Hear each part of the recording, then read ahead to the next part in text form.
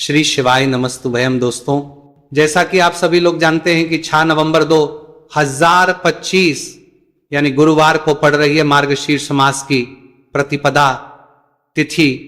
और दोस्तों, यह वह तिथि है जो मार्गशीर्ष मास में पड़ने वाली सबसे बड़ी तिथि है, क्योंकि यह गुरुवार के दिन पड़ रही है और इसका बहुत ही बड़ा और विशेष महत्व होता है। पूज्य गुरु जी ने कहा है कि अगर कभी भी मौका लग जाए और मार्गशीर्ष महीने की प्रतिपदा तिथि गुरुवार को पड़ जाए तो आप लोगों को 7 चने की दाल वाला उपाय तो अवश्य ही करना चाहिए। इन दोनों का संयोग बहुत ही कम आता है। इसी के साथ में गुरु अपनी शिव पुराण कथा में बताया है कि इस दिन आपको 7 चने की दाल वाला उपाय तो आपको अवश्य ही करना चाहिए, क्योंकि ऐसा दिन पूरे साल में सिर्फ एक ही बार आता है। और दोस्तों, आप सभी लोग जानते हो कि गुरुवार प्रतिपदा तिथि का अगर सबसे बड़ा कोई उपाय है तो वो 7 चने की दाल वाला उपाय है। तो दोस्तों, गुरुवार प्रतिपदा तिथि के दिन आप लोगों को इस 7 चने की दाल वाला उपाय को जरूर करना है। बहुत लोग होंगे जिन लोगों ने इस उपाय को ना किया हो, मतलब पूरा साल निकल गया, उन्होंने किसी भी दिन इस 7 चने की दाल वाला उपाय को ना किया हो। पर दोस्तों, आपके पास एक आखिरी मौका बचा हुआ है, जो कि 6 नवंबर गुरुवार प्रतिपदा तिथि के दिन है। इस दिन आप लोगों को इस वाले उपाय को जरूर कर लेना है। भले ही आपने पूरे महीने भर इस उपाय को ना किया हो, पर अगर आपने इस मार्गशीर्ष महीने के गुरुवार प्रतिपदा तिथि के दिन अगर इस वाले उपाय को कर लिया तो आपको इस उपाय को करने का वह फल मिलेगा जिसकी आपने कभी कल्पना भी नहीं करी होगी। इसीलिए आप लोग इस वाले उपाय को एक बार जरूर कर लेना है, ताकि आप लोगों के हाथ से यह मौका ना जा सके और आपको इस उपाय को करने का फल मिल सके। दोस्तों, यह उपाय पंडित जी ने अपनी अभी की ही श्री शिव महापुराण की कथा में बताया है जी। इस उपाय को आज हम आपको बहुत अच्छे से समझाने वाले हैं। इस वीडियो को देखने के बाद इस उपाय को समझने के आपको कोई और वीडियो को देखने की जरूरत नहीं पड़ेगी। तो चलिए दोस्तों, उपाय को शुरू करते हैं। देखिए, यह इस मार्गशीर्ष महीने के गुरुवार प्रतिपदा तिथि के दिन ये इतना खास होता है, इतना महत्वपूर्ण होता है। देखा गया है कभी कभी बड़े बड़े पूजा पाठ अनुष्ठान से जो मनोकामना पूर्ण नहीं होते, वह मार्गशीर्ष महीने की गुरुवार प्रतिपदा तिथि के दिन एक छोटे से उपाय करने से ही आपकी मनोकामना पूर्ण हो जाती है। और बहुत सारे ने इस उपाय को किया भी है और उनको इस उपाय को करने का फल भी जरूर मिला है। अगर आप लोग भी इस उपाय को करना चाहते हैं तो आप इस उपाय को पहले अच्छे से समझ लेना, सुन लेना, उसके बाद करना। आपको इस उपाय का फल जरूर मिलेगा और इस उपाय को कर लेने से आपके घर में चाहे किसी भी प्रकार की दुख और समस्या क्यों ना चल रही हो, आपको उसका कारण भी नहीं पता है कि भाई यह समस्या किस कारण से चल रही है। उसका कुछ भी कारण हो सकता है, जैसे पितृदोष हो सकता है या किसी भी तरह का मंगल दोष भी सकता है। तो इस दिन आप लोगों को यह वाला उपाय कर लेना है। ये कैसा उपाय है जिस उपाय को अगर किसी विशेष दिन पर किया जाए तो भाई उस विशेष दिन का जो है वह तो हमें मिलता ही मिलता है, पर हमने उस दिन पर इस उपाय को किया है तो हमें उससे भी बड़ा फल मिलता है और फल बहुत जल्दी मिलता है, क्योंकि आप इस उपाय को बहुत ही बड़े और विशेष दिन पर कर रहे हो। तो चलिए अब उपाय के बारे में बात करते हैं, लेकिन उससे पहले आप लोगों को यह जानना आवश्यक है कि आखिर ये उपाय किस समय करना है, किसको करना है और कैसे करना है। तो चलिए हम आगे आपको वीडियो में एक एक करके बता देते हैं। लेकिन उससे पहले अगर आप लोग हमारे चैनल पर पहली बार आए हैं या फिर मेरी आवाज आज पहली बार सुन रहे हैं तो हमारे चैनल को सब्सक्राइब जरूर कर लेना और इस वीडियो को लाइक करके कमेंट बॉक्स में श्री शिवाय नमस्तुभयम ओम नमः शिवाय जरूर टाइप कर देना। तो दोस्तों, इस 7 चने की वाला उपाय को हमें इस गुरुवार प्रतिपदा तिथि के दिन कैसे करना है, किसको करना है, किस समय करना है और कहां पर करना है, ये सारे सवालों के जवाब आपको इस वीडियो में मिल जाएंगे। और जो ये वीडियो देखेगा भाई, उसको 7 चने की दाल वाला उपाय जरूर करना चाहिए, क्योंकि इस दिन एक चने की दाल का भी बहुत ही बड़ा और विशेष महत्व होता है। और जब बात आ जाए 7 चने की दाल वाला उपाय की, तो ये सोने पे सुहागा वाली बात हो जाती है और ये एक बहुत ही बड़ा उपाय हो जाता है इस गुरुवार प्रतिपदा तिथि का। तो अब दोस्तों, इस 7 चने की दाल वाला उपाय को आखिर करना किसको है, सबसे पहले हम लोग वो बात जान लेते हैं। तो देखो, घर की जो बड़ी माताएं बहनें होती हैं, उन माताओं बहनों में से कोई भी एक बड़ी माता बहन इस वाले उपाय को कर सकती है। और दोस्तों अगर आप चाहें तो अपने घर में से सभी सदस्यों को भी इस उपाय को करवा सकते हैं। अगर किसी व्यक्ति की खुद की कोई मनोकामना है, खुद की कोई दुख और है जो कि वो अपने लिए ही करना चाहता है, इस वाले उपाय को तो वो खुद अपने लिए भी कर सकता है। बाकी अगर कोई घर में से ऐसा है जो कि अपने पूरे घर परिवार की सुख और शांति के लिए यह वाला उपाय करना चाहता है तो भाई वो भी कर सकता है, उसमें भी कोई दिक्कत वाली बात नहीं है। कहने का मतलब यह है कि इस उपाय को हर एक सदस्य भी कर सकता है और पूरे घर परिवार के सदस्य के लिए घर की बड़ी माताओं बहनों में से कोई एक माता बहन भी कर सकती है।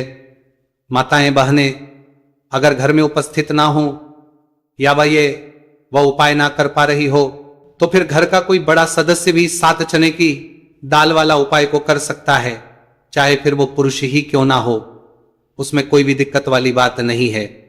उसके बाद में दोस्तों जो अगला प्रश्न निकल कर आता है वो ये आता है इस उपाय को लेकर कि आखिर इस उपाय को हमें किस समय करना है, सुबह के समय करना है कि शाम के समय करना है। तो देखो इस वाले उपाय को आप लोग सुबह के समय भी कर सकते हो और शाम के समय प्रदोष काल में भी करते हो। अब अगर आप पूछो कि भाई सबसे उत्तम समय कौन सा रहेगा इस 7 चने की दाल वाला उपाय को करने का, तो हम आपसे बस यही कहेंगे कि इस उपाय को आप सुबह के समय करेंगे तो ज्यादा बेहतर होगा। बाकी अगर प्रदोष काल शाम के समय भी करेंगे तो भी अच्छा होगा, उसमें कोई भी दिक्कत वाली बात नहीं है। तो अब दोस्तों जो अगली सबसे बड़ी और महत्वपूर्ण बात आती है वो ये आती है कि सुबह अगर हम उपाय को तो हमें कितने बजे से लेकर कितने बजे तक के बीच में करना है, और शाम के समय प्रदोष काल में करेंगे तो हमें कितने बजे से लेकर कितने बजे के बीच में करना है। तो देखो सुबह जितनी जल्दी हो सके आप उपाय को करने की कोशिश करना। बाकी अगर किसी कारणवश लेट भी हो जाओ, थोड़ी देर भी हो जाए, तो 10 या 11 बजे तक भी आप उपाय कर लेना, पर 12 बजे से ज्यादा देरी ना हो, ठीक है, इस बात का ध्यान रखना। उसके बाद दोस्तों अगर शाम के समय प्रदोष काल की बात करें, प्रदोष काल का जो समय है होता है वो शाम के 6 बजे से शुरू हो जाता है। मतलब शाम के 6 बजे से लेकर 7 बजे के बीच का जो समय होता है यह समय प्रदोष काल का समय होता है। तो आप इस उपाय को 7 या 8 बजे के बीच में भी कर सकते हो। मतलब शाम के 6 बजे से रात 8 बजे के बीच में आप कभी भी इस वाले उपाय को कर सकते हो, उसमें कोई भी दिक्कत वाली बात नहीं। चलिए जानते हैं उस विशेष उपाय के बारे में। देखिए दोस्तों पूज्य गुरु जी की कथा के अनुसार ही इस उपाय को आपको बहुत ही विस्तार से समझाने का प्रयास करेंगे, लेकिन उससे पहले वीडियो को लाइक करें। देखिए इस वीडियो में हम पूज्य गुरु जी द्वारा बताए गए 3 सबसे अचूक उपायों के बारे में जानेंगे जो आपको सिर्फ और सिर्फ गुरुवार की प्रतिपदा की तिथि पर ही करने हैं। पूज्य गुरु जी ने बताया है कि जो भी व्यक्ति इन उपायों को कर लेता है उसके जीवन से समस्त परेशानियां दूर हो जाती हैं। तो चलिए जानते हैं गुरुजी द्वारा बताए गए पहले खास उपाय के बारे में। देखिए गुरुजी ने बताए हैं कि गुरुवार के दिन किया जाने वाला यह उपाय सबसे सर्वश्रेष्ठ है। इस उपाय के लिए आपको मात्र 1 लोटा शुद्ध जल लेना है। जल आपको तांबे के पात्र के अंदर लेना है। इसी के साथ में आपको मात्र 1 गुड़ का टुकड़ा लेना है और इसी के साथ में आपको लेनी होगी 7 की दाल। देखिए चने की दाल को लेते समय ध्यान रखना है कि यह खंडित नहीं होनी चाहिए।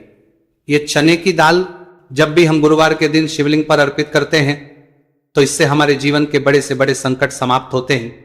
अगर हमारे हाथ में धन प्राप्ति की लकीरें नहीं हैं, अगर हमारे जीवन में दुर्भाग्य के अलावा कुछ है ही नहीं, तो गुरुजी ने कहा है कि हम इस व्यासपीठ से आपको यकीन दिलाते हैं कि गुरुवार के दिन जब भी आपकी दाल वाला ये उपाय करते हैं तो इससे महादेव आपके हाथ की लकीरों को भी परिवर्तित कर देते हैं। तो दोस्तों ये तीनों ही सामग्री लेकर के आपको पहुंच जाना है भगवान शिव के मंदिर में। देखिए गुरुजी ने बताया है कि इस उपाय को आप सुबह से लेकर के शाम तक किसी भी समय कर सकते हैं।